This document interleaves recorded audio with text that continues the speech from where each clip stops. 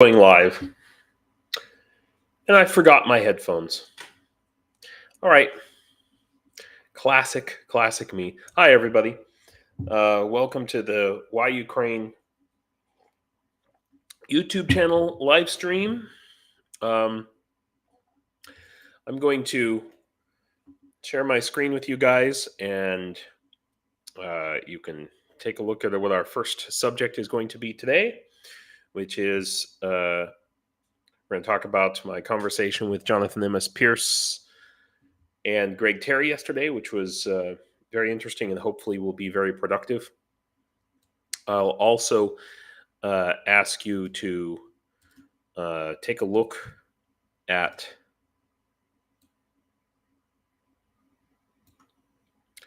my website. Tony, hey Cheryl, what's going on?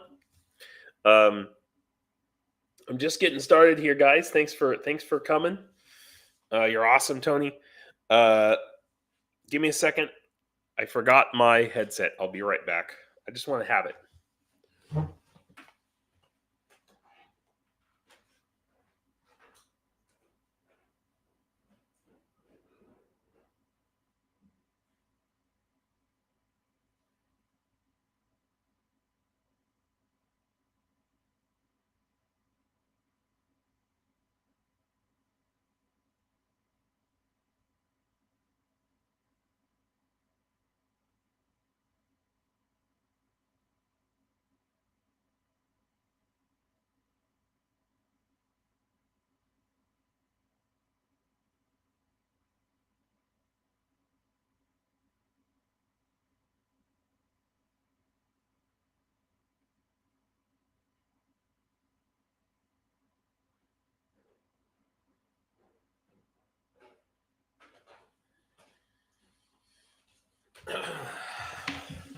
All right, there we go. Sorry about that, guys. Had a salt of the earth. Hello. Salt of the red earth. Had a great conversation yesterday with, like I said, with Greg Terry and Jonathan M.S. Pierce. So hopefully that will turn into productive, something productive. As Tony knows, we had quite a harrowing experience yesterday. I know, Tony, you saw the conversation with Orsis. Orsis, our favorite neighborhood third separate assault brigade member.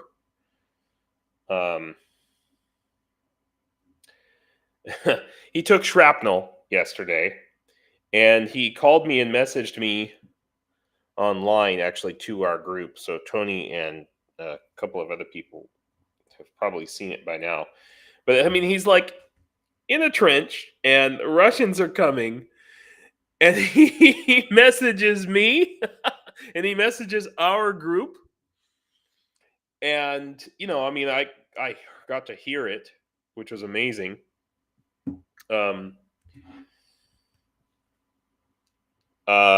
so for about, I don't know, maybe 2 hours yesterday, I was just, basically speaking with Orsis.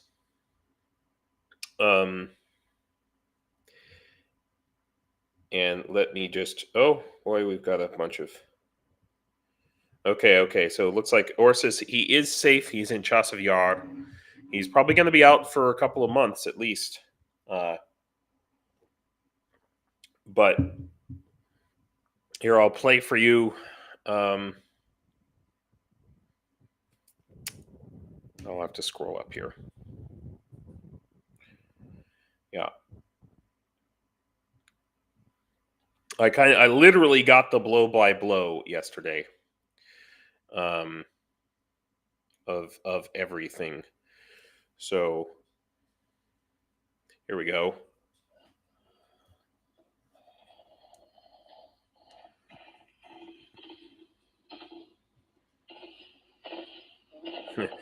There was a lot of that. And then you can hear the bullets getting closer and closer here. Okay, I don't know why it's sounding so quiet. It was really loud in my ear, I can tell you that. Can everybody on your hear? left, RPG. Left. That's Orsus's voice. That was close. Like if you want to know what. You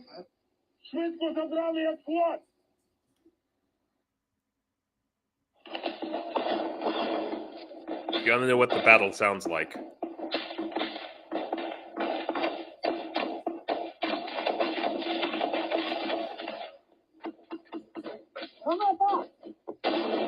I mean, he's literally sending me these audio messages from his phone.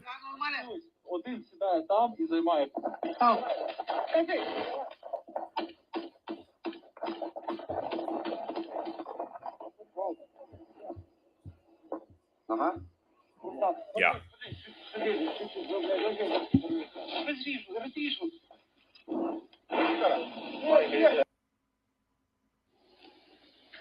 Well, guys, we just stopped them, but we will go back. We are done. Now, he's got shrapnel at this point. He's going into shock. So our medic said, I have some blood on me, but I don't know where. I don't see anything. Anyway, I'm waiting for my turn for check me. We have many woundeds. Yeah, so basically that was it. Well, that was it. So, that's the... I'm sorry there's no video, but I'm also not sorry. I think YouTube would ban me, and maybe you guys wouldn't necessarily want to see it. But yeah, he's one of our own, I guess. Pretty heavy stuff. He gave me some really interesting information. So just to be clear,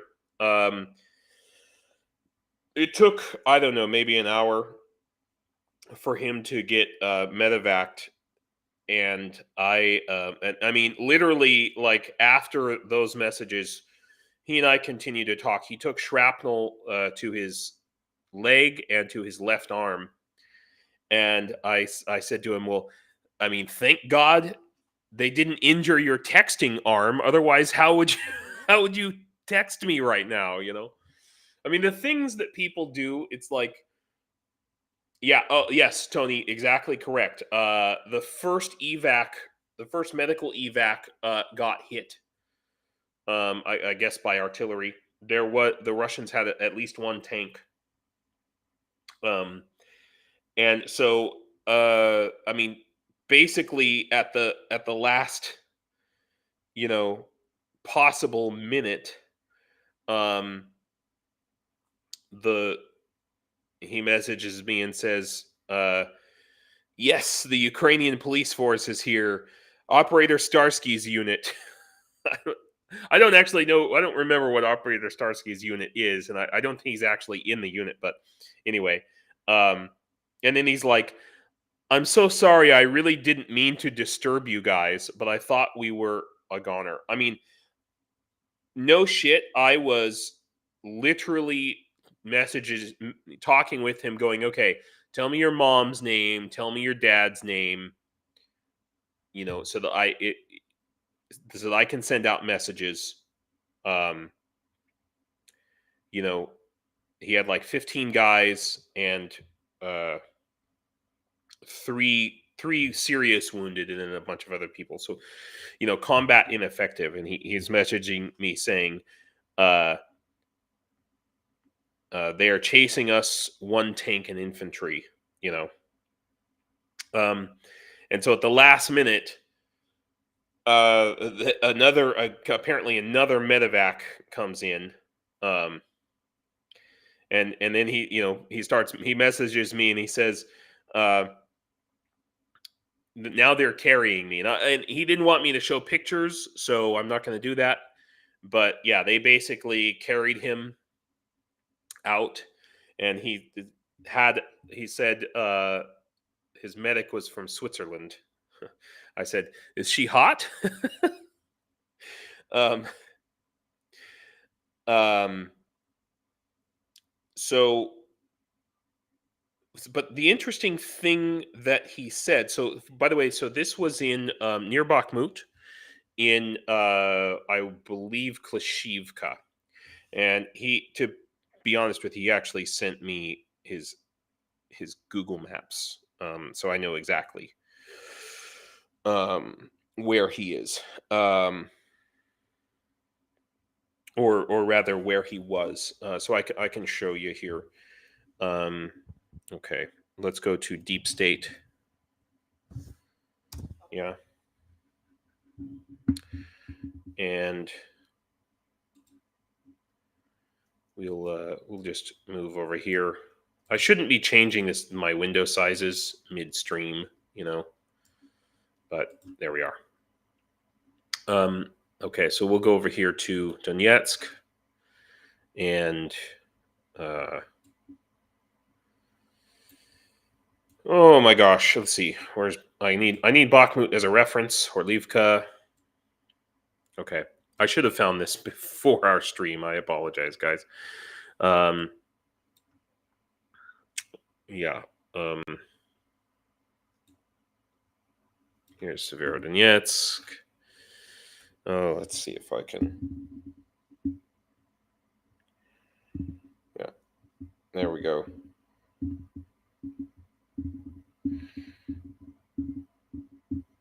Yeah, so just south of Bakhmut, just to give you an idea of where the fighting is happening. So there's Klashivka. I'm not big on maps and stuff, guys. Just so you know. But these lakes right here, I mean, this is where this area right here is where the third separate assault brigade has been fighting now for weeks, back and forth over this, this same territory. What's interesting about this is that he was telling me that these soldiers that he was fighting to yesterday, unlike the previous, they send their typical meat wave attacks. But he said these guys had new guns, new AK-74s, new uniforms, nice, crisp, clean uniforms, and good uniforms, not like conscripts had previously. And also, he said, I'll have to find the quote here. He said that they had drones, and the drones were, well, if not American made, then at least they had English writing all over them. So he said, this is really concerning because previously, when they have been sending the meat wave attacks, the meat waves have been armed with like, old ass AK-47s and paintball airsoft gear or whatever, and these guys were well armed, brand new equipment, just poorly trained once again. So I don't know what that indicates. I asked him if the stuff they had was like Chinese, if it looked like it was coming from China, like Chinese uniforms. And he said no, it wasn't cheap stuff like that. Now, I mean, so the question is, does this indicate an increase in Russian supply or manufacturing capability? What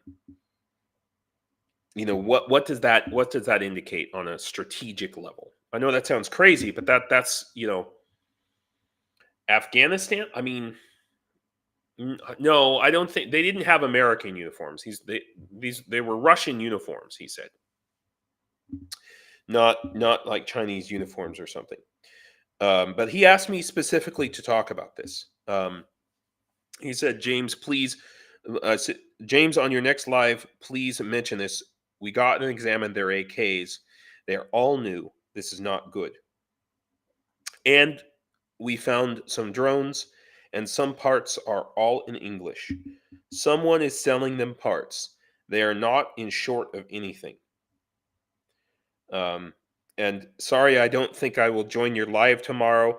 I have ficking shrapnel in my leg. Like, you don't have to apologize, dude. You have like, he's apologizing for not coming to my live stream.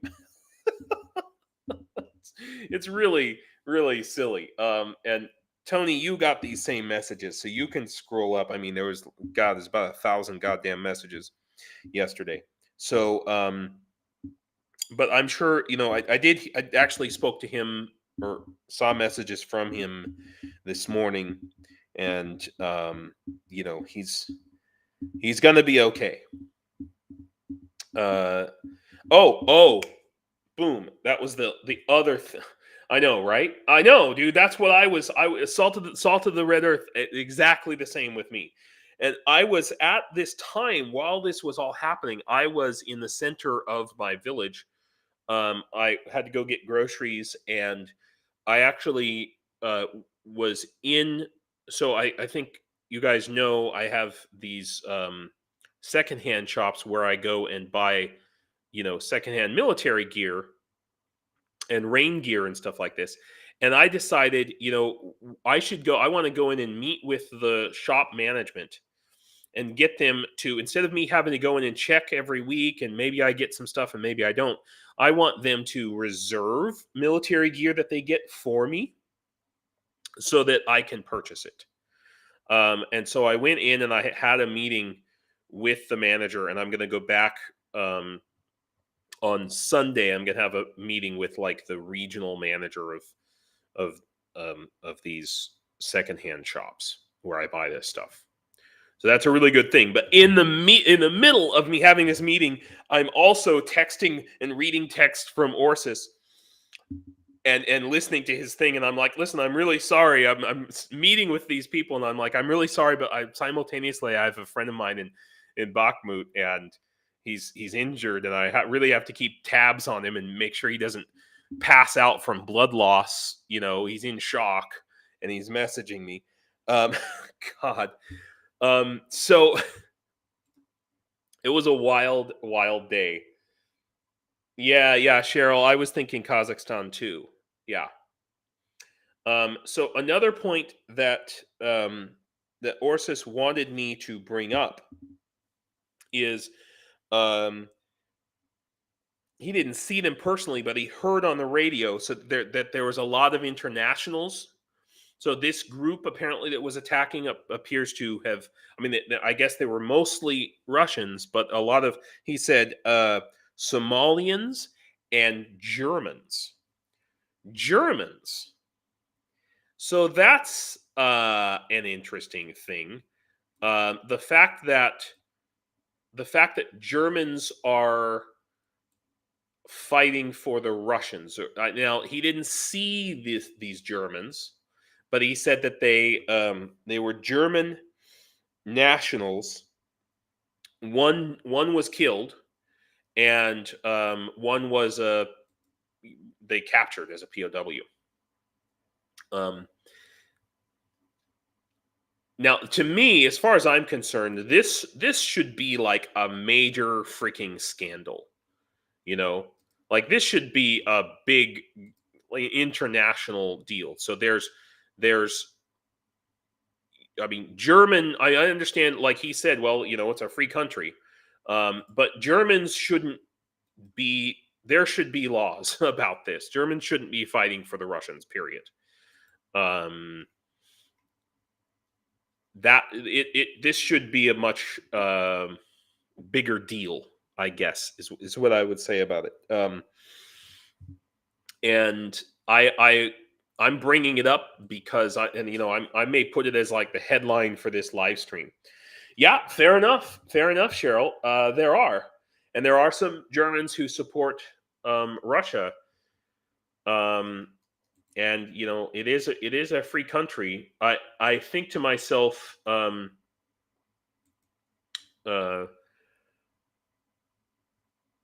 yeah, the world is full of shouldn't be. Yeah, Tony. By the way, Tony, I hope you are doing better. Tony has been sick, and I hope that you're feeling better as well. Yeah, sure. Russians fighting for Ukraine, but we're right and they're wrong. That's the primary point here. But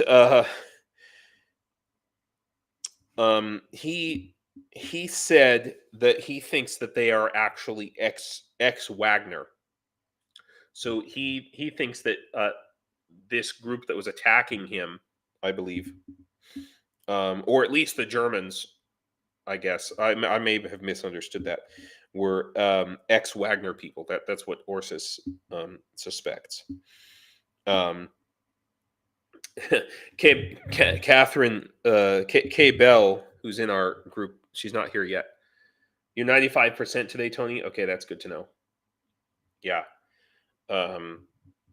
Yeah, I think he's going to be okay. He did not get a tourniquet the whole time. They never put a tourniquet on him.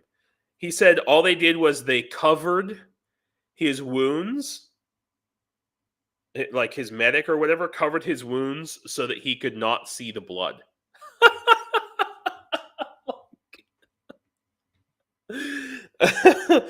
and he was worried about that. He was possibly going into shock, and he felt like he did.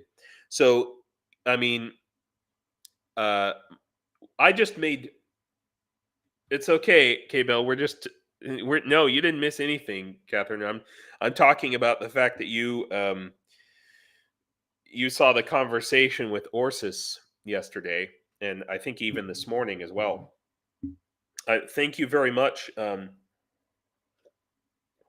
Thank you very much for continuing to talk to him after I had to go to bed, because I was like, dude, if I don't hit the sack, I'm not going to be able to do my live stream. And as it was, I was awake until almost 10 p.m. and I had to wake. I woke up at 4 to do this. So thank you, Catherine, for talking to him, and all of that. Yeah. So I don't know if Tony here was in my was in the barracks with me. And Tony, you remember we had one German guy who we had to kick him out. He got kicked out of the Legion, which, well, you got to work pretty hard to get kicked out of the freaking International Legion. I'm sorry. Basically, if you can fog a mirror, they'll at least let you in the barracks. You know what I mean? But yeah, they had to kick him out. He, this German guy, he was a young kid. He was early 20s. He was actually a really nice kid. He just, he was not prepared to deal with the army. In other words, some people are able to, like, for example, take commands. When someone tells you to do something, you do it, right? I mean, that's the army, okay? You don't sit around debating or come say, well, I have another idea. Why don't we do this? Anytime oh yeah, and he tried to kidnap the barracks puppy dog. Well, because I don't know. I think he was like on the autism spectrum a little bit. the Asperger's syndrome or whatever.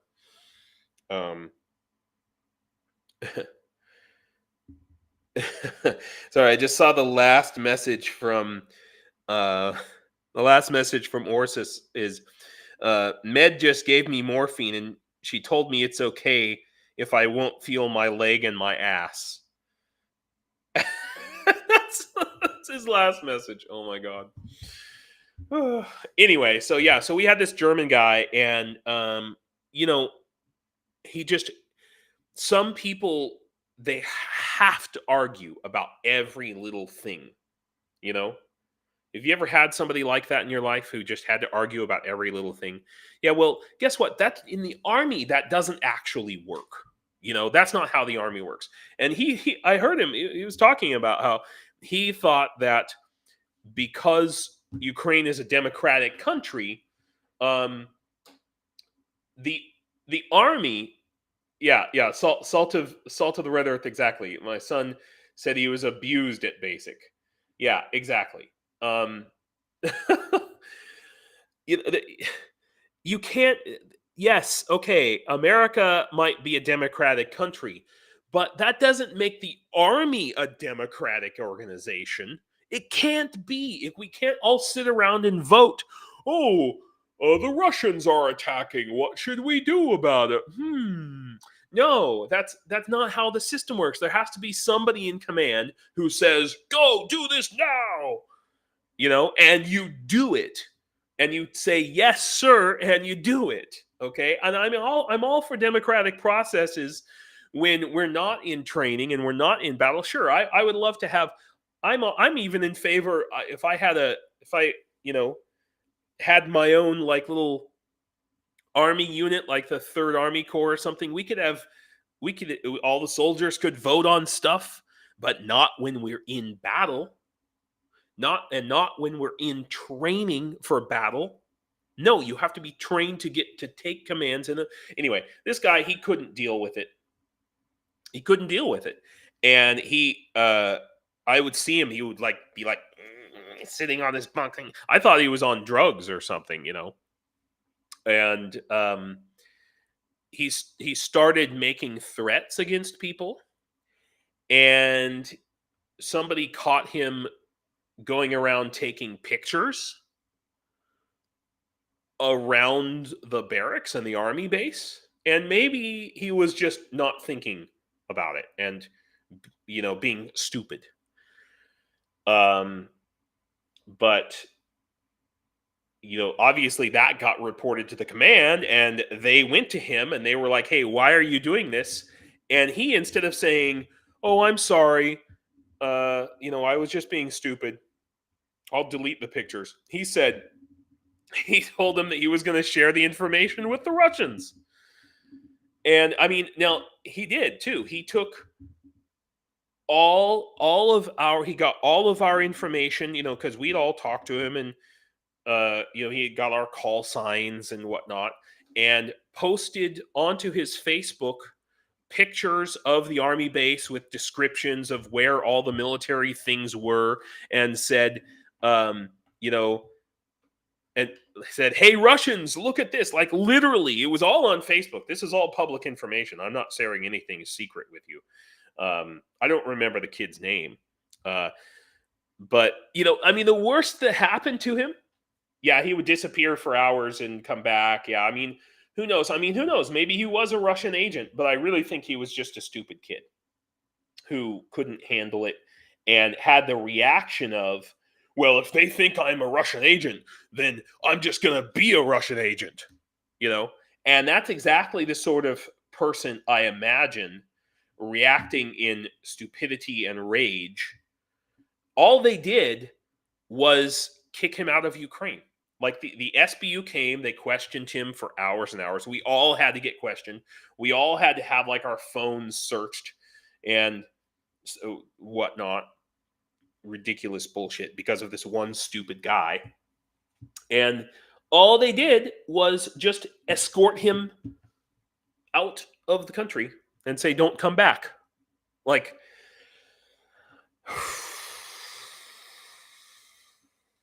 I mean, I don't know what else they should have done, but Yeah, he literally said he was going to go join the Russian army, and I personally told him, "You go fucking do it, and I'll meet you on the other side. I've got a nice couple of packages for you. They come in 7.62 and 5.56 sizes. Which one would you like?" Anyway, narcissism, can't take criticism. Yeah, I mean, who knows? The dude had some issues. But yeah, I mean, maybe he did. I told him, go join the Russian army. I bet they won't take you either, you traitor. That's literally what I told him. I was so pissed off, and he was, anyway. He took all of our personal information that he could get his hands on, and posted it on Facebook, to basically dox us. It's just ridiculous, Anyway, um, yeah. Doesn't that make everyone nervous when someone disappears and then come? Yeah, exactly. Like, where the fuck were you? We're in the army barracks. We're fucking training. We're not, Anyway, um, so that's that. When Orsis talked about these Germans, why in the International Legion? I mean, I love Germans. I lived in Germany for almost 2 months. I almost stayed in Germany. In my top three countries to live in would be Ukraine, obviously, Sweden, and Germany.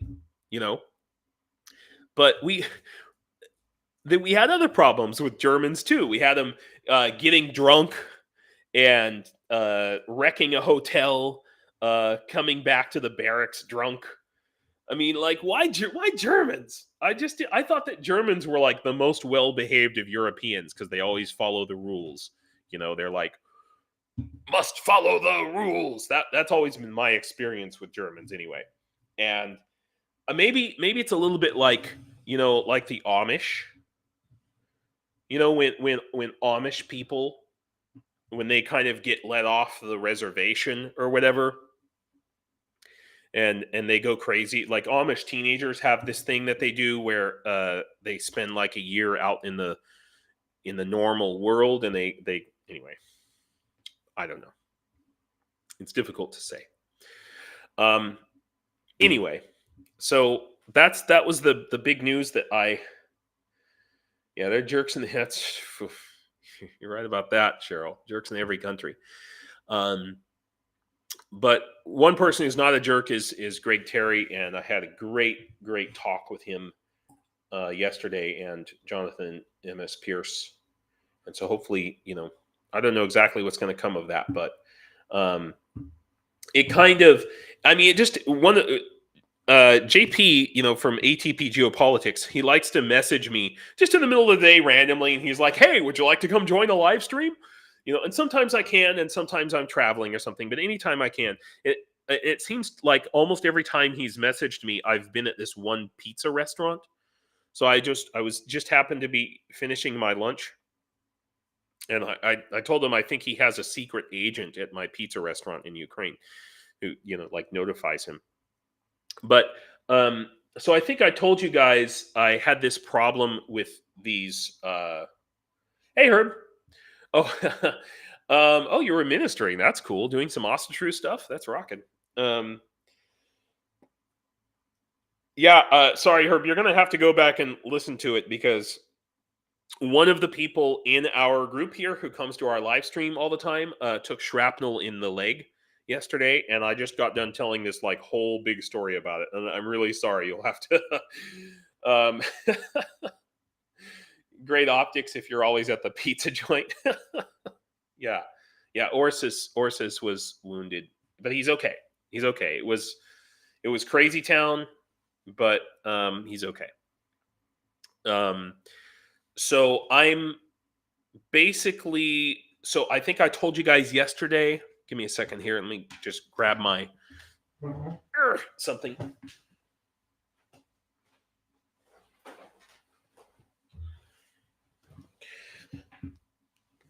So I think I told you yesterday, using some of your money, I bought like 20 heavy winter coats. They're all army green. But my commander was like, yeah, we really need them to be rain resistant and waterproof. And I totally understand that because um, uh, I stood out there in the rain, and I know Tony did too, in the goddamn fucking rain. So I've been doing a lot of research on what to do, how to rainproof these, and what's the best possible way. And the one that I settled on, this was after our live stream. I spent the morning trying to figure this out, and I think this is the method that I'm going to try tomorrow. So you basically use silicone, like clear silicone sealant, and mix it with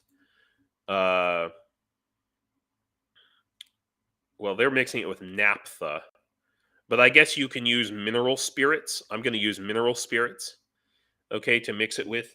And then there's the thing is, these coats are made of different types of fabric, so I'm going to have to test it and see. Yeah, Orsis. Yeah, sorry, Herb. It's yeah, you want to go back and re-listen to it. Anyway, so that's what I'm going to do today. I was going to do it yesterday. This is going to be a big project. I'm going to do it out on my balcony. Luckily, I have a big enough place that I can do that. Yeah, seriously. I will tell him you said that, Herb. He's Muslim, but I'm sure he and Allah and Odin are probably both helping him at this point. Um, yeah, basically, I'm going to test it on different fabrics and see how it works. And I was going to do it yesterday, but I ended up doing a live stream instead, which ended up being a really good thing. So that's my project with that. And I'm also there's a wood shop in my town that is going to help me with the toilets. I've not forgotten about the toilets. I'm just not talking about it. That's all. That's the other thing. Progress is being made. Let's put it that way. So let's get into the news.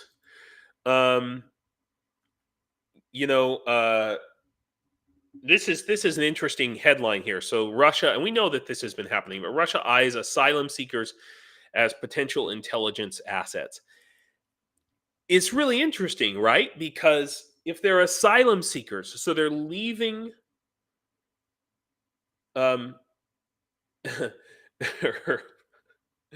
leaving Herb just went back and listened, and he's like, crap. Yeah, dude, yeah. Okay, now I see. Anyway, so yeah, Russia eyes asylum seekers. It's really strange, right? Because if they're asylum seekers, they're leaving Russia because they're being, they're leaving Russia because they want to avoid the draft. But it seems counterintuitive. Sorry, by the way, I just want to take a moment to promote my local area here in Ukraine. I know you guys know I jump around a lot, right? So in this area here in Ukraine, so this is in Zakarpattia, okay, in western Ukraine, and there's all these like hot springs like everywhere around here, or maybe not hot springs, but mountain springs.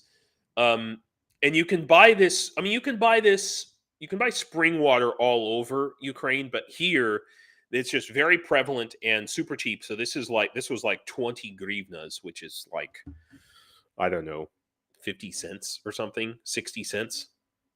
Okay.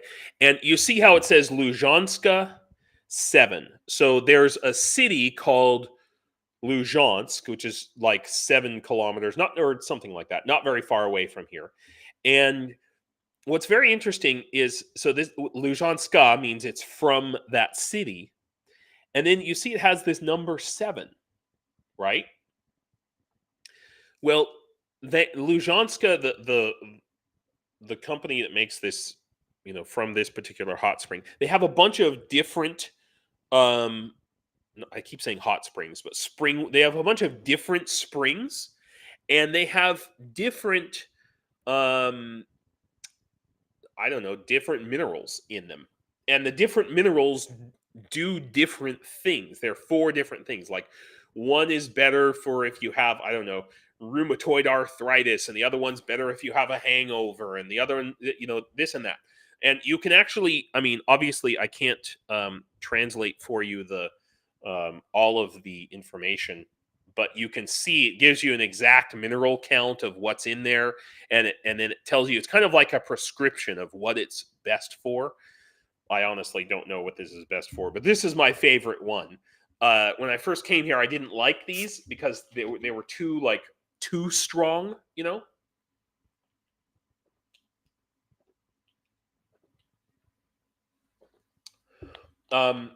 Tony, you say here where they are going to do a major mobilization early to midsummer, around 200,000. Are you talking about? You're talking about Russia? Yeah, I mean that's the expectation that starting after February, because February is when what's his face has the uh, what's that guy's name? Oh, Putin has this election, and he's going to do the mobilization after that. Yeah. Anyway, so, but this is just very interesting that like it just seems like how they how are they going to use these people? So it says here a person can be induced to cooperate in various ways. Tying the request for cooperation to the conditions for leaving the country, like we'll let you leave if you do this, or giving the promise of financial reward.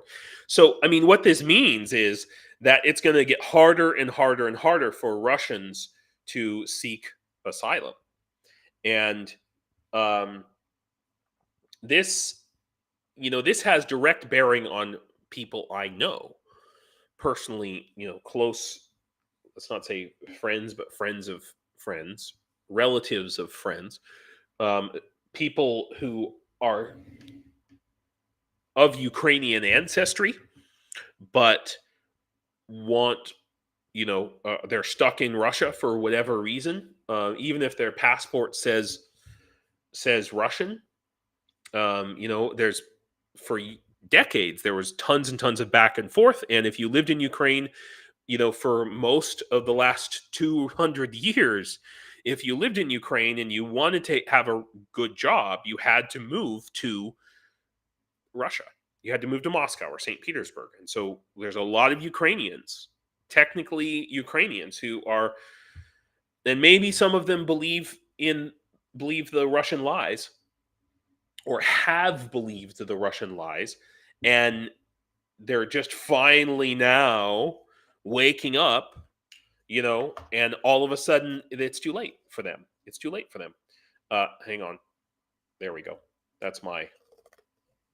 forgot that I had my own camera full screen.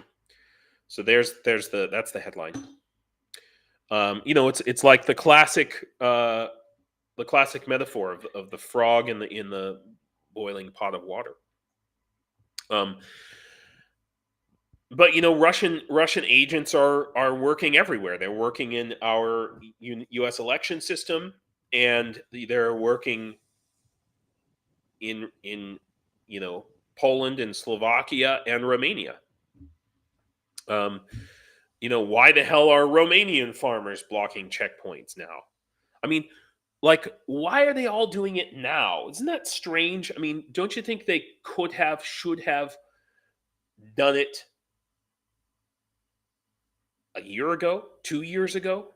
Why now? Why is this happening now? It's a coordinated effort by the FSB, by the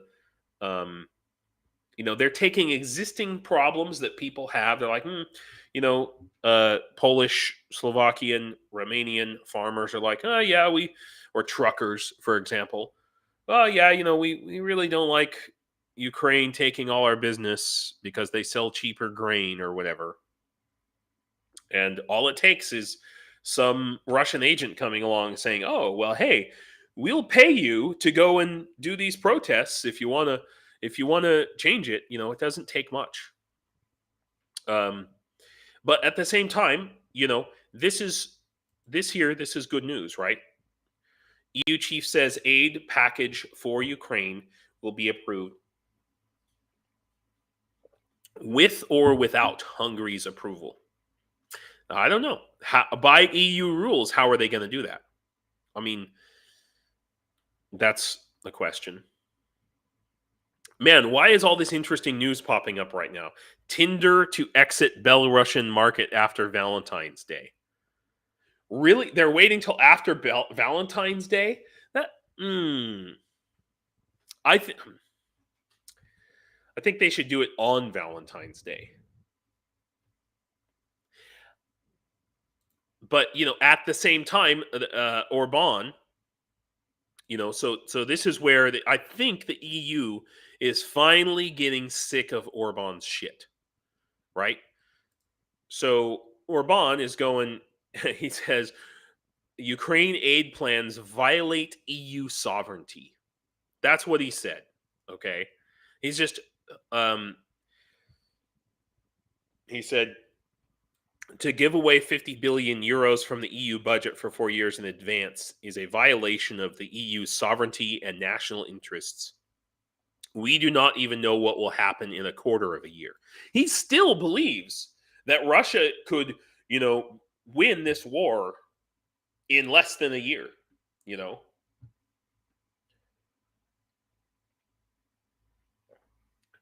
Yeah, exactly, Mitch. Exactly. Expenses for the protest, you never know. That sort of thing. Yeah. Yeah, Tony, exactly. That's exactly what I was getting to, and I was really shocked to see this. So, European Parliament to vote on resolution stripping Hungary of EU voting rights. So that's supposed to happen tomorrow, 18th of January. By it's already the 17th of January here. God, it's already the 17th. Holy shit! Oh my god. So I mean, the question is, they're going to hold the vote, but can it actually happen? Are they actually going to be able to do that?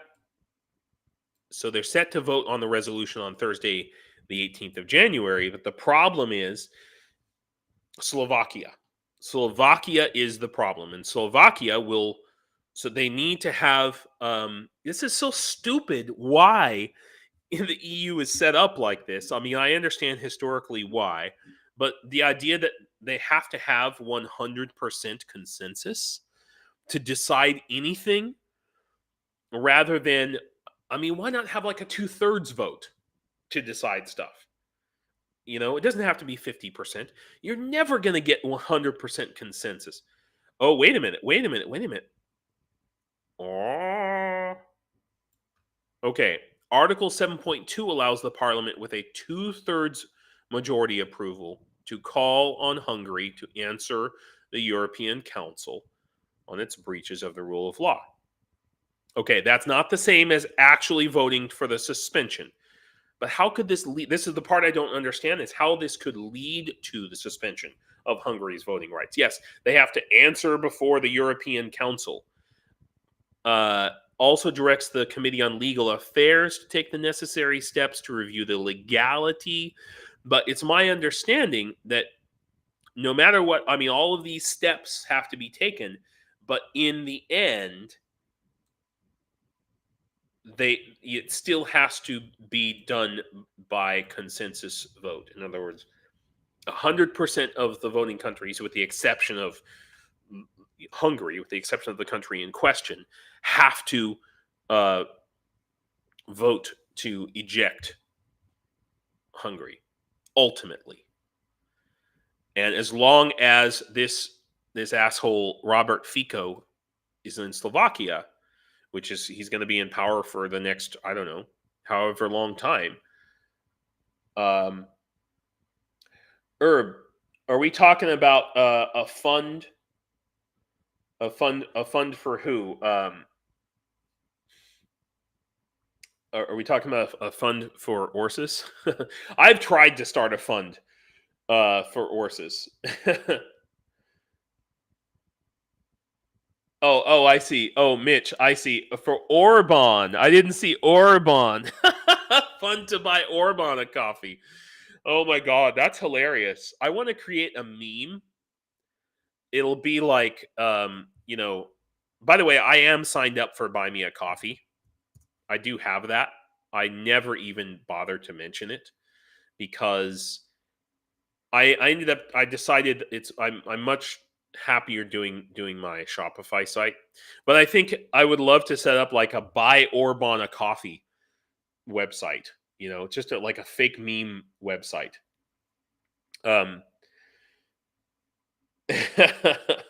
Can we ban MTG for showing dick pics? Wait, did she show dick pics? Really? Why? I mean, was it just her face, or I'm confused? Yeah. Anyway, so I mean, it's just pretty interesting. We need to free up those funds, though.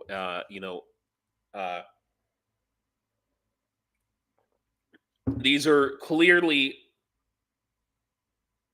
She showed 2 dick pics to who, and where? I'm very curious. This is very interesting to me. Okay. I'm not sure if I should Google this or not, but MTG dick pic. Oh god. I'm gonna search for this on my other screen. Just in case. Because I don't remember if I have safe search on. Wow. MTG once again showing blurred pic of Hunter Biden's. So it's Hunter Biden's dick pic. Oh, Hunter Biden's nudes. So she's showing. Oh, wow. So oh my gosh, this is amazing. Okay, here we go. Boy, oh boy, oh boy. I hate to bring U.S. politics in it so much, but this is the kind of craziness. So they're accusing the president's son. I don't know. We're trying not to get too off topic, but oh my good god, zero proof. But it's a circus in America. It's just a circus. Since we're on the topic of the circus, we all know, or most of us know, what happened yesterday, or was it yesterday? Yeah, I guess it was yesterday in America. Trump didn't get elected. Okay, just he's not even that close. All right, it's the very first, not even a primary election. It was the Iowa caucus. Okay, let's be clear about that. So, and I didn't even prepare it, but Trump Iowa caucus. All right, and everybody I think has already talked about this, but Donald Trump got 51% of the Republican vote. Okay, and was it a primary? I thought it was just a caucus. I really thought it was just a caucus. Anyway, yeah, guys, this your wife's not on board yet. Yeah, I understand. It is nice here. It's really, even with the bombs and the war and stuff, I live a great life, my best life in Ukraine for sure. So I mean, I don't want to get too much on Donald Trump, but yeah, I mean, look, it's going to come down to Trump and Biden. Okay, and there's 2 ways this is going to go. Trump is going to lose to Biden again, or before that happens, um, the Supreme Court is going to, I mean, so Trump has so many criminal cases against him right now. How many indictments does Trump have? Yeah. Indictments against Donald Trump. Tracking, they have a website. They have websites for this just to track all of his legal charges. There's a Wikipedia page for it. I read somewhere 91 indictments. Okay. Those are not all separate criminal cases. They're like 5 or 6, maybe 7 criminal cases and a whole bunch of different, 91 criminal charges plus a bunch of civil charges. Okay. Any one of these criminal charges could send him to jail. He's basically having his, on the civil side, he's having his entire business just completely shut down, taken apart, and he's using it to raise more money from Republican voters. It's going to come down to the Supreme Court having to decide, because all of these cases are ultimately going to go before the Supreme Court. Unfortunately, Trump, because he had the opportunity, because a bunch of Supreme Court justices either died or retired, Trump had the opportunity to appoint like 3 Supreme Court justices. And so as a result, he kind of stacked the court, and there are some very questionable some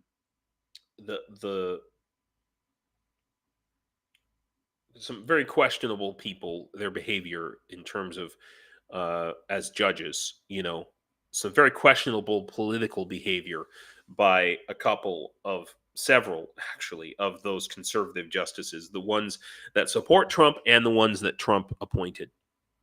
But they could still uphold the Constitution and say, you know what, Trump, he's been convicted of like 99 freaking different things, and he should face justice for those things, and these things disqualify him from from being able to be the president. Okay, if that happens, we are going to have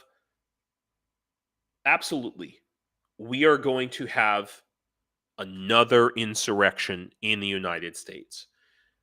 Okay, I'm not going to say civil war, but in November we could very easily have another insurrection. Cheryl, you were mentioning that.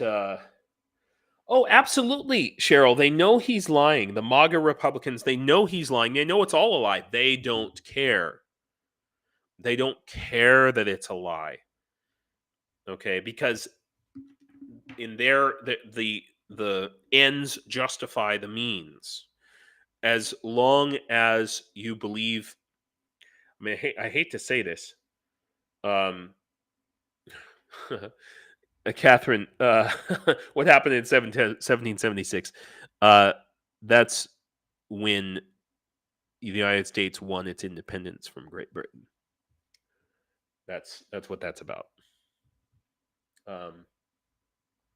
Yeah, Trump talks a lot, because for him, they believe in winning at all cost, even at the sacrifice of democracy. Okay, and I know this because I was one of those people. As a child, I was raised up, extreme right-wing religious fanatic, and I was raised up in that stuff, and I believed it, hook, line, and sinker.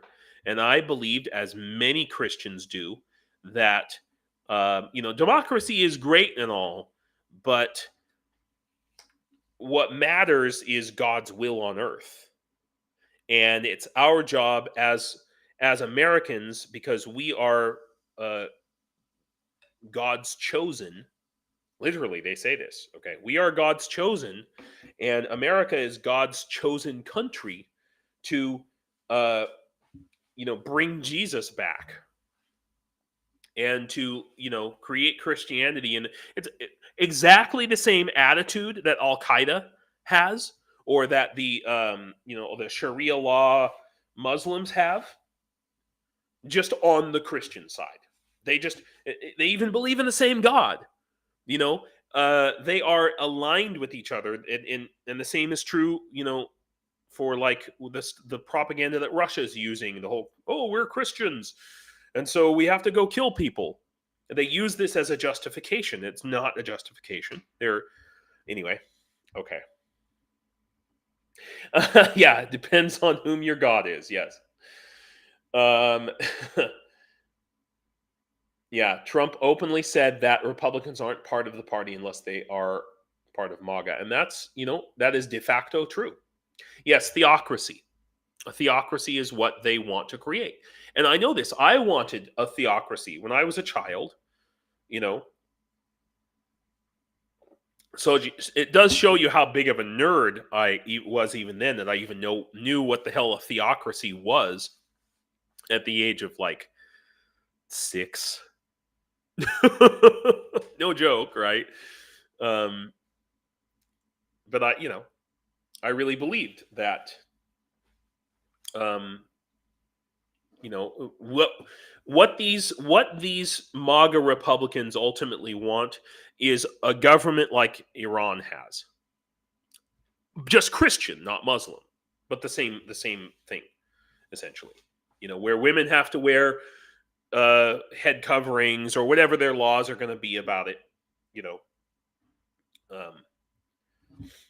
yeah. So ultimately, that's their goal. When they talk about freedom, when they talk about parents' rights, what they mean is freedom to worship Jesus, and in the exactly specific way that they believe Jesus should be worshipped. It's freedom to do that and not anything else.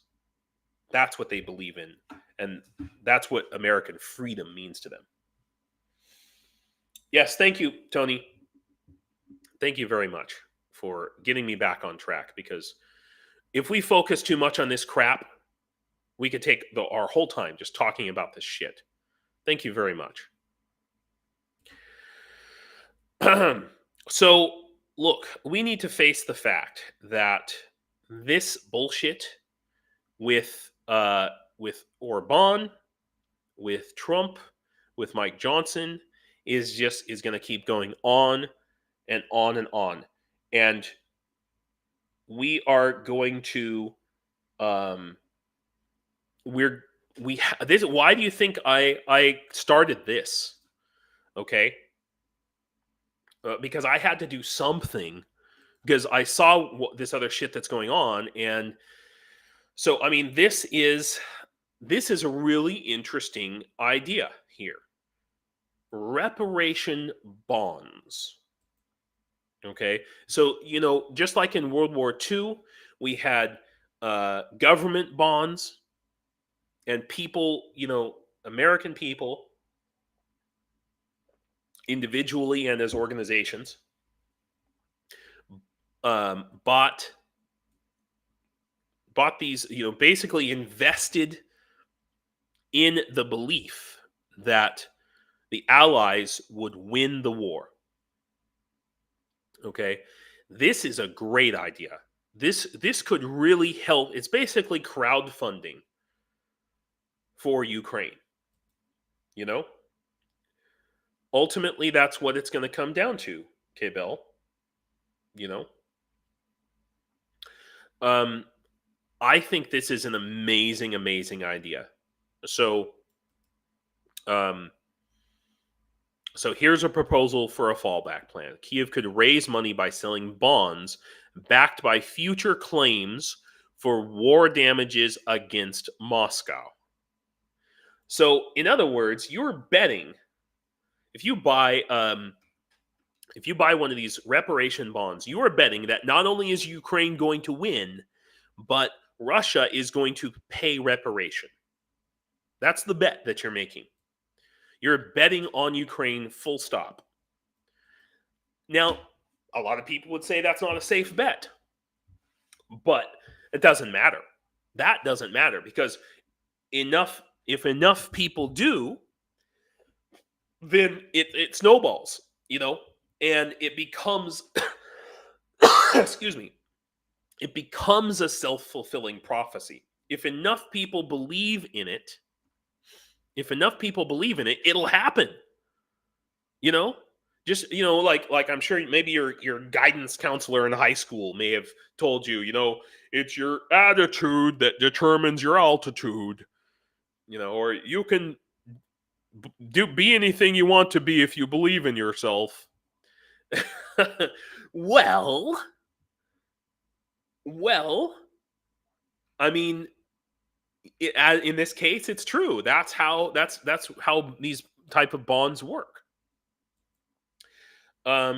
So I mean, I don't know who else is supporting this idea.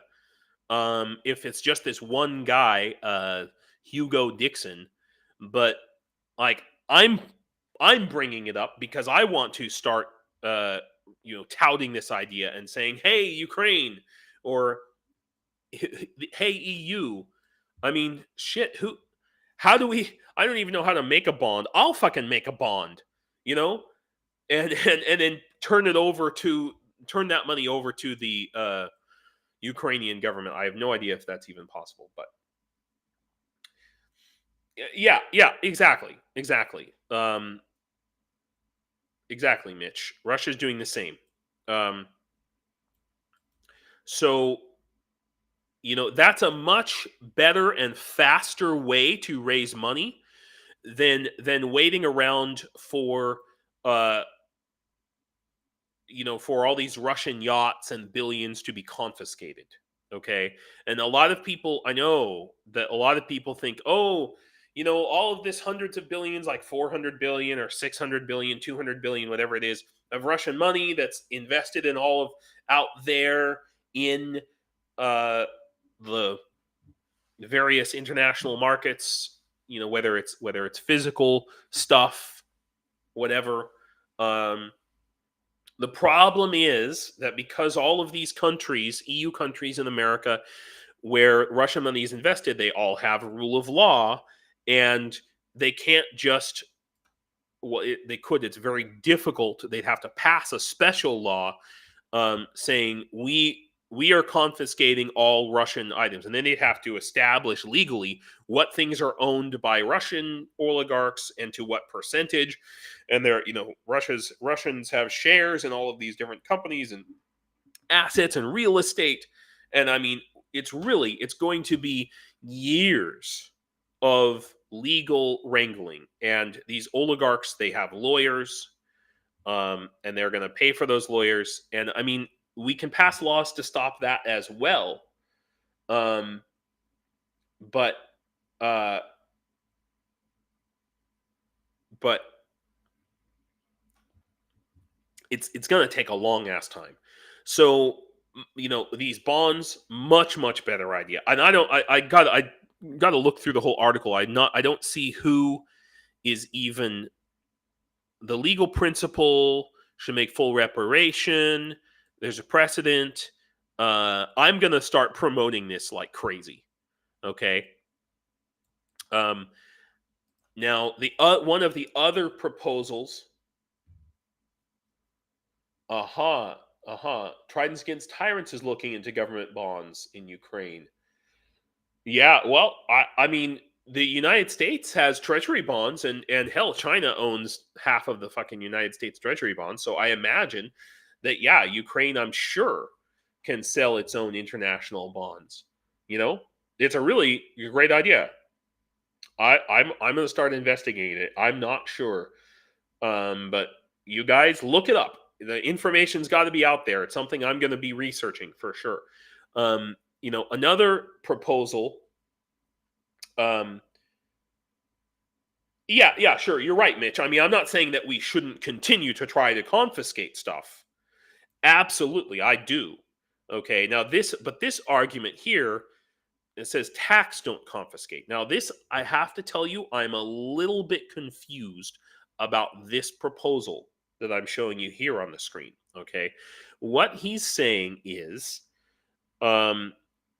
and I read through this article 3 times, and I'm still not sure that I understand. Okay. I want to get down to the important part. Okay, here we go. This is the article. This is the part of the article that's important. Okay. Perhaps the U.S. should focus its energy on a more immediate taboo that might be far less painful to break. Okay. And that is taxing the exceptional and egregious profits generated by Russian assets immobilized at depositories, including Belgian-based Euroclear. So, in other words, currently all of these Russian assets are frozen. They're just frozen. Okay? But they are generating profits in different ways. Okay? Real estate, I'm not completely sure about, but there's lots of other investments. Okay, and they are generating profits. Those profits are all of these assets that are being frozen are being held in clearing houses, which are essentially banking institutions that handle international transactions. And the big one is called Euroclear. Okay, and it says estimates suggest that the bulk of more than $200 billion of sanctioned sovereign assets are at Euroclear, and the interest arising on cash balances from those assets was around $3 billion. Okay, it's much easier to pass a law of taxing. This is a very interesting,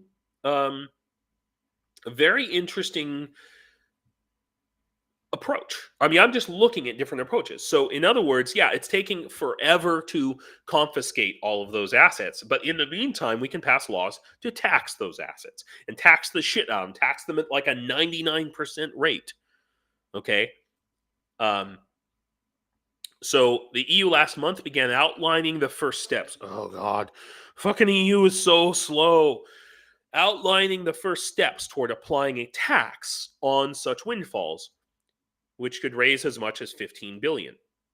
Okay, so in other words, it essentially becomes a sovereign wealth fund for Ukraine. So in the meantime, while these confiscation attempts are happening, Ukraine can still reap the benefits of. Now, I mean, they'd have to pass a law to do the taxes, to apply the tax, and then they'd have to pass a law to take that money and give it to Ukraine. Okay, and I don't know if it has to happen at the EU level or because this Euroclear is a Belgium-based, banking institution. If it could just be done within Belgium. Oh, really? So this came up a lot. I mean, it's the first I've heard of it. I mean, I'm I'm the farthest thing from a financial expert that you could imagine. Okay, so I mean but to me, this is kind of stuff that nobody's talking about that I think we need to. Yeah, invest in a company that recovers and reuses concrete in Ukraine. Going to need lots of that when this is over. Yes, Herb. In fact, a couple of days ago, I want to say, I was talking about there are some projects where they are doing that.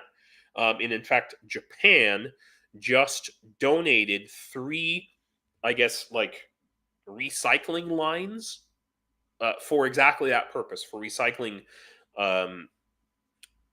construction, or I guess, deconstruction. So recycling concrete and all of the other materials when they have to tear down and repair buildings. And now I don't know if that's being done. I guess I read it was being done by an NGO, but yeah, that's a really interesting idea. There are plenty of private companies. Not everything in Ukraine is done or needs to be done by an NGO. Okay, and in fact, in most of the time, it's much better when it's done by a for-profit company here in Ukraine, because then it's sustainable. It's not reliant on the whims of people, or countries giving money to Ukraine. It's better to make it a profitable enterprise. So I just did some research on Euroclear. You can look it up. I had never even heard of it before. I've heard of Everclear. I knew about Everclear. I thought for a second I thought Euroclear was like, like an alcohol company. But no, it turns out that they are a Belgian-based financial services company that specializes in the settlement of securities transactions, as well as the safekeeping and asset servicing of these securities. Didn't know. Had no idea. It is one of the 2 European international securities depositories, Clearstream being the other. I didn't even know that these things existed. Oh, good night, wife. Good night, Herb's wife. Yeah, like the booze, Sarah. Yeah, that's what I thought. I thought Euroclear, but no, it turns out that it's something different. Anyway, I learn things all the time. It's great. So I'm just glad that these things are out there and being proposed. And I would like you guys, you guys are on more YouTube channels and more, Discords and things than I am. So I want to get this word out there. So I'm gonna copy these 2 articles into our chat. And if you think these are interesting ideas that deserve to be talked about more, please spread them in your or Euroqueer, Cheryl. No, that's called Eurovision, Cheryl. It's called Eurovision. You pronounced it wrong. So, okay. Yeah, no one in the USA is talking about this stuff, okay? And so I'm just asking you to, on your Discord channels or on, on the different live streams and things that you guys are out there on, whether it's Dr. Gerdes or Mercado or whoever else, even Rick the Ukrainian. These are things that aren't being talked about that would be great if we can kind of generate some interest in. Good night. Wait, Catherine, are you going to bed too? I know you're in Australia. What the hell time is it there? Popping up. These are, and Ukraine is working on different proposals as well. Ukraine matters. Yeah, Ukraine matters. Maybe they're already talking about these things. And, I'm always just looking for new and interesting ways to help Ukraine. But I'm glad that there's other discussions happening. Okay, if freaking Orban wants to block the EU, and Mike Johnson wants to block U.S. Congress funding, then let's find other ways to work around this. So that fuck it, man, we don't need those assholes. And so I like this discussion too. Defense Minister proposes international working group to withdraw Russian troops. So what he's proposing here, what they're talking about is making a plan for the peace. Let's start talking about how, everybody's talking about, let's negotiate. Ukraine needs to negotiate. No, the whole world needs to be involved in this. Okay. And, if they're serious about this whole these other countries and politicians are, like in Italy and United States and Orban, and they're all talking about, Ukraine needs to make peace. Well, okay, then let's make an international group to talk about it and talk about the withdrawal of Russian troops. Anyway, this is another one of these things that if I really like the way that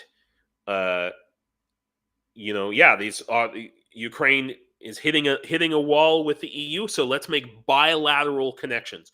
The thing with Rishi Sunak this week, where he signed security guarantees, and then with Latvia or Lithuania, Estonia, they're signing these security guarantee agreements. Oh, by the way, K-Bell, you're still there? Oh, okay. I just wanted to make sure because I was saving this article for you. Check it out. Even Australia is doing something good, better than Freaking my country.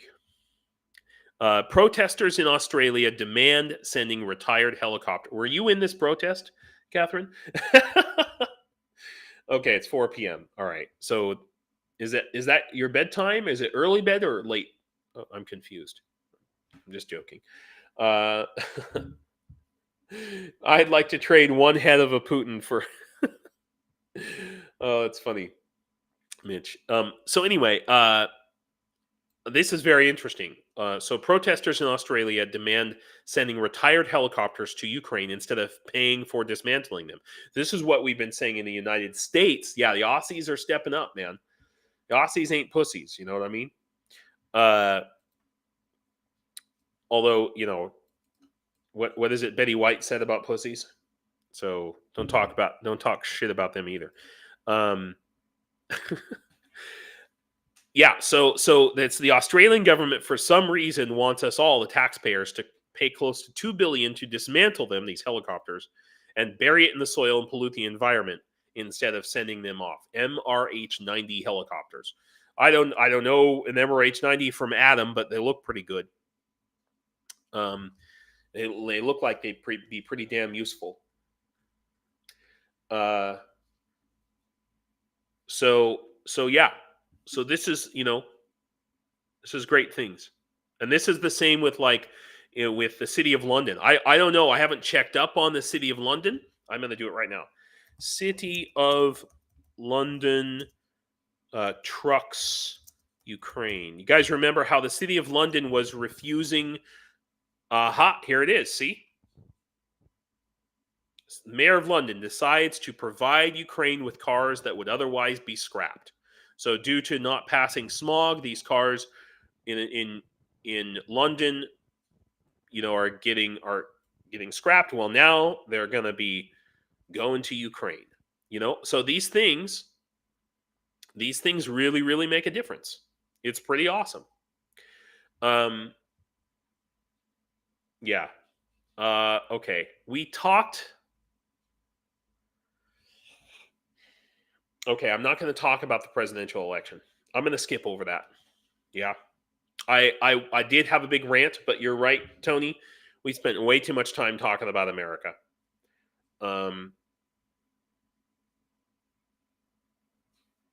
We were on the Apache res.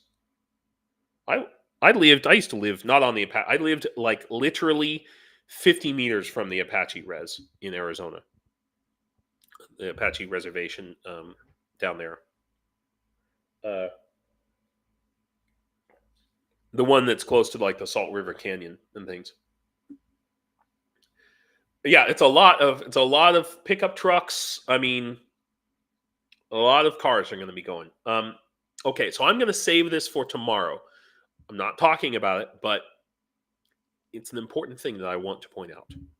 Okay, we'll save it for tomorrow. We've talked enough about this shit. Let's and this stuff. I'm not going to talk about it. Save it for tomorrow. Yeah. Okay. But what's disconcerting to me is it just seems that the economy does better under the Democrats than the Republicans. Okay. I said I'm not going to talk about it. All right. Sorry, my YouTube was freaking out. Even my YouTube is like, let's talk about it. Let's get distracted. Okay. Thanks, Herb. Yay, we get tomorrow. Yeah. I will have to take a nap in the middle of the day because I missed a couple of hours of sleep staying up with horses. But my concern is we really are getting distracted. Now, obviously, I have my local news sitting here, so I have some Ukraine stuff. But, I don't even have my VPN set to America. And, look at what's in the headlines. No Ukraine. If I didn't have my local news set to Kyiv, I wouldn't get anything about Ukraine. I would think, oh, I guess the war's done. There's one little tiny article here. And that's it. And everything else is all about the election and the Houthis and You know, it's just going on and on and on. And so I want to thank you, Tony, for getting us back on track. Now I want you to go to Google and tell them to get their ass in gear.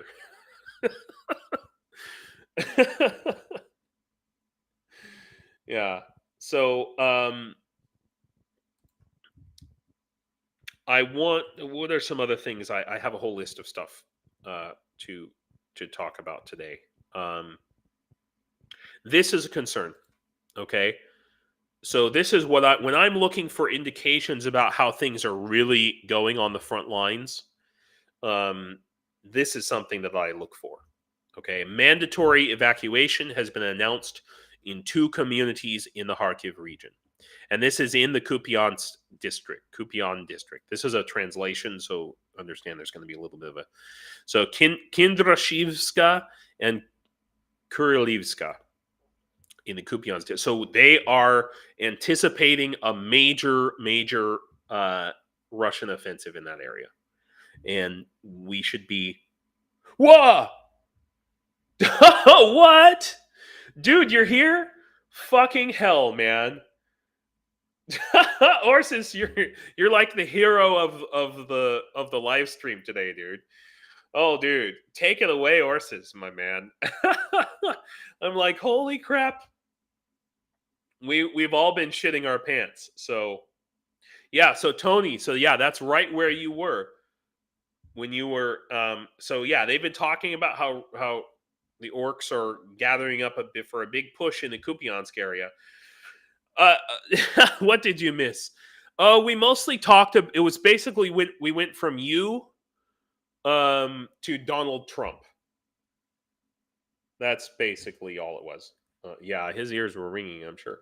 No, but we also talked about some interesting new funding methods for getting money to fund Ukraine for its war effort. Um, it's Catherine. Yeah, sorry. I'm glad I'm here for your entertainment.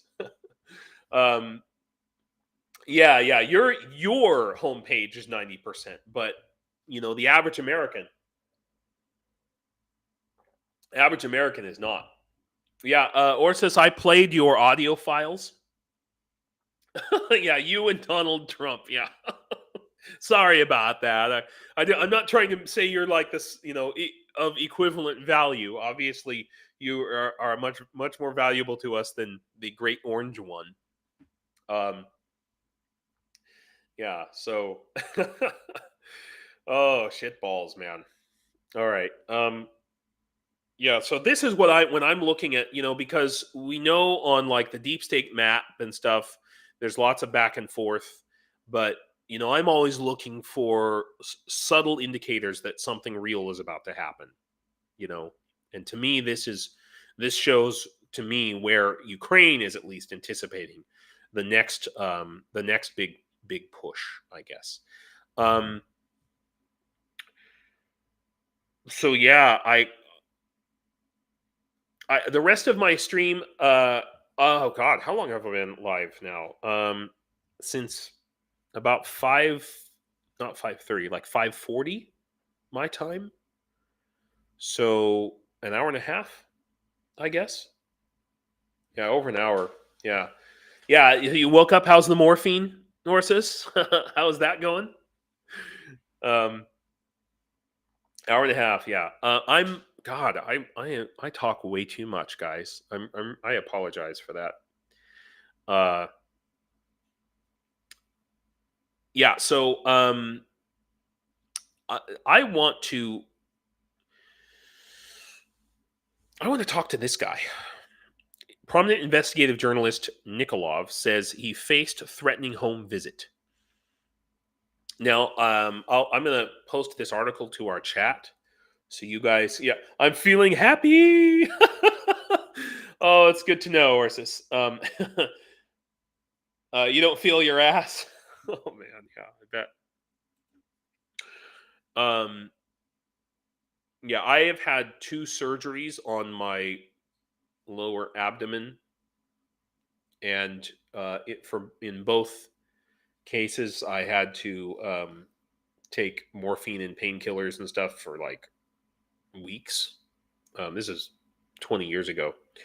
But yeah, I remember not feeling my ass. So I know exactly what that.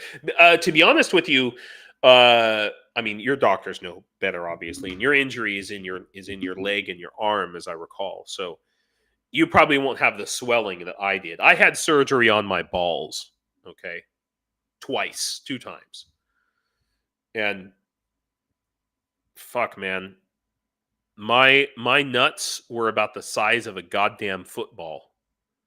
It was ridiculous, and I started hallucinating that there was an elf, like a magical elf, because I was like fucked up on morphine, and I was hallucinating that there was like a magical elf who lived in my testicles, and he kept like stepping on my ball sack, and I don't know, it was weird. Anyway, so as long as you don't have a magic elf uh turning your balls into a football horses, I think you'll be okay.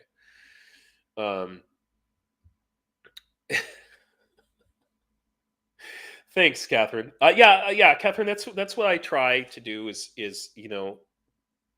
I do what I don't want to do the same thing that's repeating what other people do, and I always have a unique viewpoint I have found from what other people. It's my special power that I always look at things from a different way, from a strange way. Anyway, I want to talk to this guy. I'm hoping to make some contact with him because I want to start making contact with Ukrainian journalists to talk about. I think that there's not enough coverage in the Ukrainian media about the International Legion. Just like we talked about how there's terrible coverage of Ukraine in America and internationally within Ukraine, nobody fucking knows that the International Legion even exists. A lot of Ukrainians just think that Ukraine is just fighting alone, and there are no or almost no international people here. And like Greg Terry yesterday was talking about how when he comes out to the front line or whatever to give these donations, and people are shocked. They're like, oh my God, somebody from America's, and I see this all the time. They're like, you're an American and you're here in Ukraine? Like, why?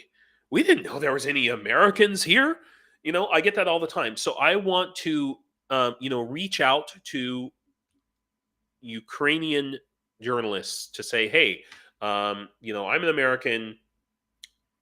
I have contact with a lot of people who are fighting, who are volunteering.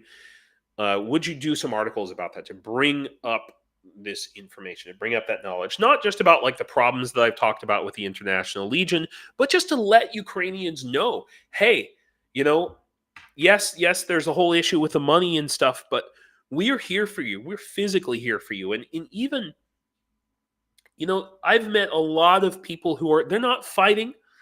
They're here in Ukraine. They're teaching English to children, and they're from Ukraine or I'm sorry, they're from America or Great Britain, and they're not Ukrainian. They're not even related to Ukrainians, and they're just doing what they can. And people need to know that shit exists here. I teach a lot of online classes, and online classes for Ukrainians, of course.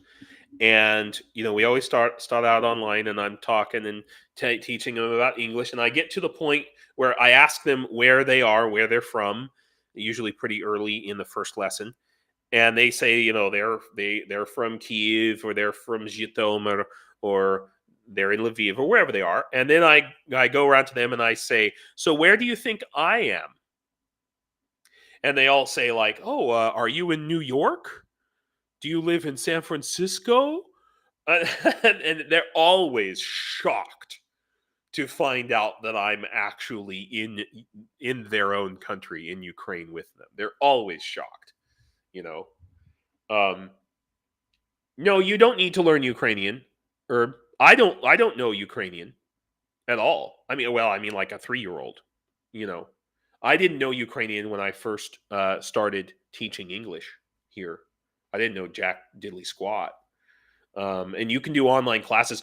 To be honest with you, any of you guys, if you want to just make, you would be paid like $10 to $15 an hour, okay, by Ukrainian English schools to teach, and they'll send money to your American credit card or whatever country you're in. They have no problem doing that. I will, if any of you guys want to make an extra buck, I'll hook you up for sure. It's not a huge amount of money, but you could work like part-time, choose your schedule. The only problem is, of course, Ukraine is on the other side of the world, right?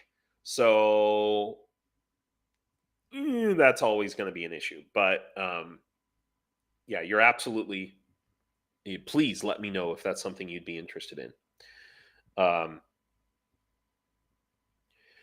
Yeah, not to bring that up again, Cheryl, myself, but I would like to say I hope that MTG or some of the right-wing Republicans try to unseat Mike Johnson. I hope they do that because it's a good chance, if they do that, that someone will get voted in who is in favor of Ukraine and who is not going to stop the funding. So, great, let them try. I just sent an interview tape to Engin. Is that an English school for Ukraine? Yeah, literally, I will. I'll show it right now. Personally, the school that I work with multiple schools in. I've worked with more than 10 different English schools in Ukraine. The number one that I'm working with right now that I really like is this school right here. These guys, it's Empire English School. Here you go. Yeah, these are the people that I would recommend that you talk to. They are the most trustworthy and the best.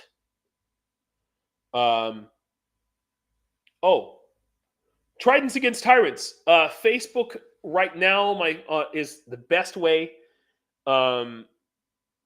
to get in touch.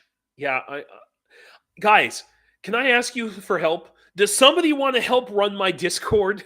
Is anybody who knows Discord well enough to kind of act as a mod and help run that for me? Because I have it all set up and I'm clearly failing. I'm basically failing at that. And I also have a Facebook group set up. And if somebody likes to use Facebook and would like to help me moderate that, I would really, really appreciate it. Because to be honest with you, when I go back to the Legion, as I hope to do very soon, I'm not going to be able to handle that. No way. I can set you up with more stuff. Okay. Yeah. Okay, cool. Yeah, I think Orsis, I think that counts a lot more. Yeah. Oh, for gaming. Sure. Yeah. Yes, you're right, Catherine. I need to build my Discord, and it's kind of fallen off my radar because I've been working on. Frankly, I've been working on like this stuff, and I feel like I work on one thing and another thing falls off the map, and then I work on that and another thing falls off the map. You know what I mean? So, yeah. Definitely, please, absolutely. Like, guys, just messaging, message me on the Facebook or if you're on the Discord, message me on the Discord. And you have to, in order to get into the Discord, you have to, as of right now, you have to join on YouTube. You have to be a YouTube member of the channel. So, but even like I think the YouTube membership is like $1.99. I only set that up to prevent Russian trolls from coming into the Discord. That's the reason I set it up like that, to stop that from happening. Because I've seen Discord servers get hacked, and it's a bad situation. Oh, thank you. Thank you. Yeah, so yeah, we were discussing bonds and different ways to raise money for Ukraine. Honestly, if you have the time and the way, you don't need to have any teaching experience though to teach English to Ukrainians. You don't need any, excuse me, you don't need any special knowledge. They're just happy to listen to a native English speaker talk, to be honest. Yeah, we covered a lot of ground.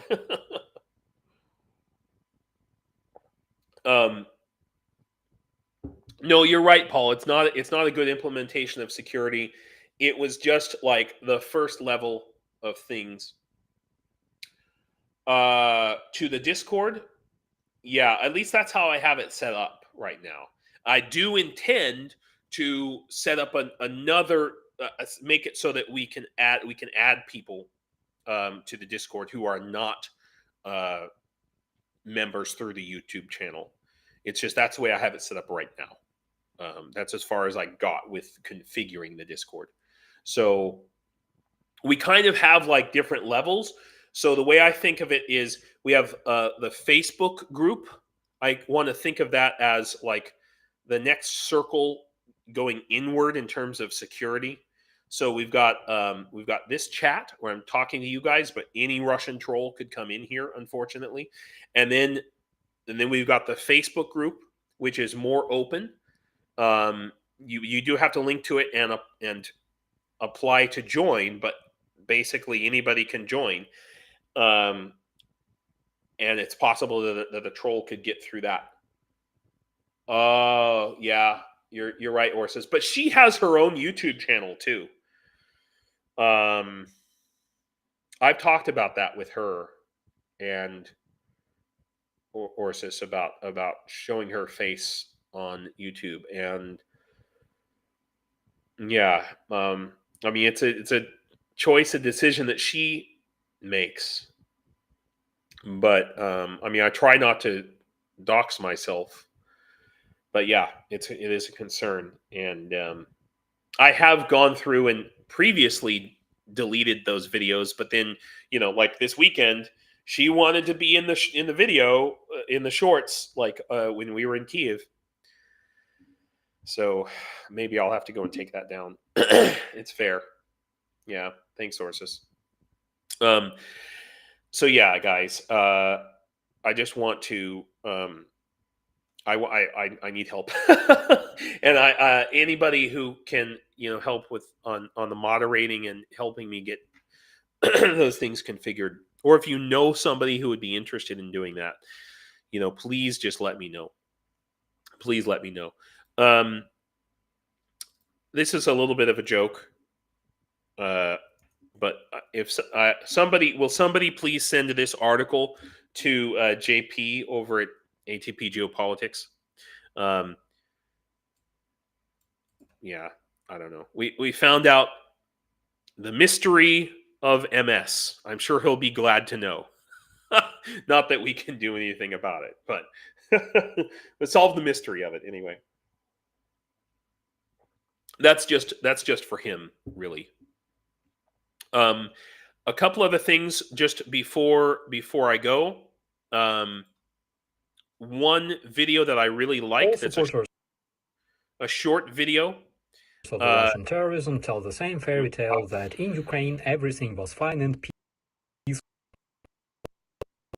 was ruled by the pro-Russian 2013, resulting in overthrowing Yanukovych and sending the Ukrainian troops and Azov to the Donbass and Crimea, killing thousands of speaking people. And at some point, the Putin decided to protect them and occupied Crimea and Donbass. In reality, the revolution only lasted roughly 3 months, and even before it was finished, the Russians already began the annexation of Crimea and attempted the coup in Donetsk, Luhansk, Odessa, Kherson, Kharkiv, and Mykolaiv. Only 2 months later, on the 14th of April, the anti-terrorist operation began, and the Ukrainian troops were sent to the Donbass to fight the hybrid Russian army of Igor Girkin for the first time. Azov regiment emerged later, on the 5th May 2014, the unknown period of time when the Ukrainians were allegedly slaughtering thousands of Russian-speaking people Narnia doesn't even reality. exist on the So I'm showing you guys this. I'm sure you guys know the timeline of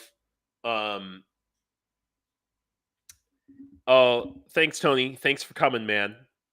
You have to get up in a couple of hours? Oh my god, you should have been sleeping. I mean, thanks for coming, but get more sleep, dude. Man. Okay.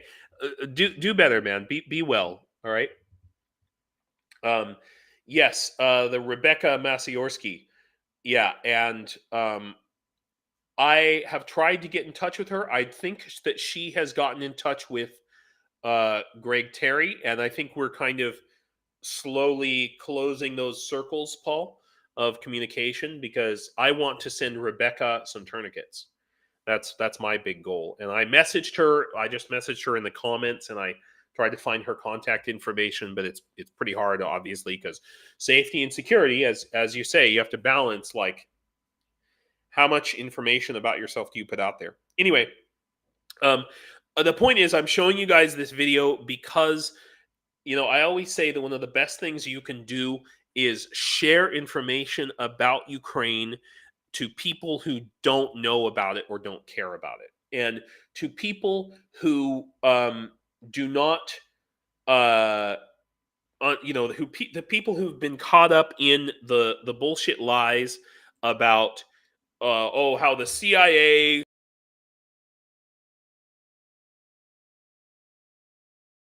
started Maidan and Starsky here does a good job of laying out very clearly the timeline of when things happen and how. Okay. And so, this is the sort of thing that you could share maybe with people who, don't understand the timeline of what happened, who believe whatever fucker Carlson is saying today. So I just wanted to share that with you. And one of the best things you can do, even if you don't share my live stream, because I understand I'm not for everyone. I'm an acquired taste. You have to be pretty far down the Ukraine rabbit hole. No, you're right. Yeah, you're right, Mitch. You're right. I know, and it's really true. But you can start to have a little impact if you happen to have that conversation with someone. Add this little Starsky video to your back pocket ammunition when you're having a little online argument with somebody about the timeline of Maidan and 2014 and all of those things. That's all I wanted to share with you. And the last thing I'm going to leave you with today is this video. Taking position. And you can, if you haven't checked this out already, this is a video documentary. It means you're a weirdo, Herb. But a good one. So yeah, I like Jake Broe and Silicon Curtain. Yeah, I watch all those too. I like this little documentary. This is on the International Legion for the Defense of Ukraine website. They've got some pretty good video editors telling like this story. So this is about Before the clearance of Novoselivsk, the liberation of this is about Bravo we Company needed to clear the wood lines of that were in front of the them because there was 1st no other Battalion. way for us Now, to I've get inside got of the a village. friend who we're going to be supporting who's an Alpha We're Company of working the with 1st Battalion. 2nd Mechanized Brigade. And they were really good guys, really experienced guys. And Tony knows, mutual friend of ours, who literally just yesterday he was injured in the leg. I love this guy's this guy's his call sign is Camel Toe. Whoa, there's got to be a good story for that one. Can you imagine just being on the front line and people are calling you, trying to find you, and they're like, Camel Toe, Camel Toe. It's really fun stuff. Anyway, so I'm going to link this for you guys. And, if you just want to obviously this is news from months ago. But if you want to just watch a story about, what's going on, and these kind of things, actually, in many ways, I think people are not interested in news, but sometimes they are interested in stories. People love a good story. And I think that I'm not very good here at maybe telling stories, but I think that if we can approach, I mean, that's one of the things Trump does really, really well, is the man tells a story. And if we can present this whole Ukraine thing as an amazing story, like Lord of the Rings and Star Wars, and all the best World War II movies you've ever seen. I know it sucks to have to do that, but that's how we have to approach Americans anyway. Yeah, Mitch, exactly. So anyway, I just want to thank all of you guys for coming. And thank you, Orsis, for your work. Thank you, Trident's Against Tire. Okay?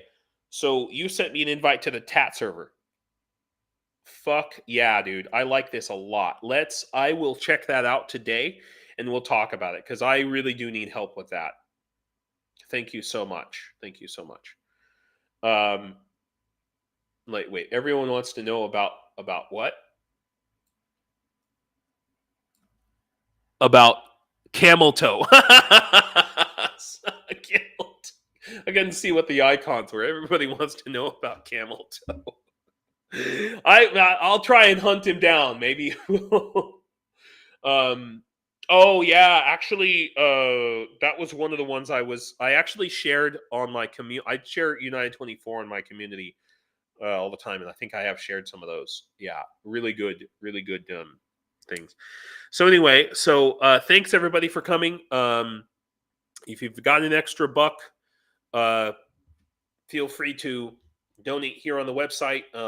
I'm going to spend today. I think I only have one class to teach today, so I have the whole day to work on getting these coats, water sealed, and working on the toilet situation, and putting more stuff up on this website, because, like, I need to get. I talked about it already. I'm not going to waste your time. Thank you, everybody. Thank you, Orsis, for surviving. Thank you, Tridents Against Tyrants, for. Thanks, everybody. Just really, it makes me feel good every day. I'm so glad that I'm doing this, even though it's hard waking up at the butt ass crack of dawn. But it's worth it to talk to you guys. So. Дякуем. Slava Ukraine. До побачення.